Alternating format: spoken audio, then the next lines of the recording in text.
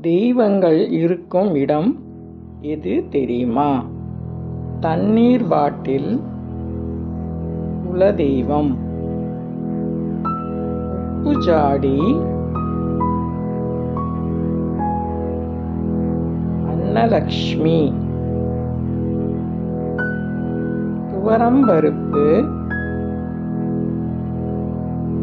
முருகன்,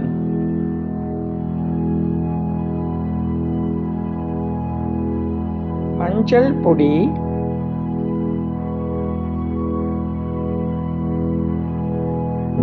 அம்பிகை,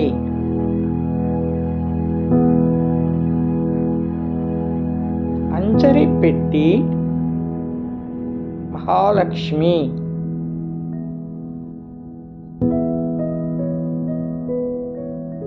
அரிசி பானை சிவன்.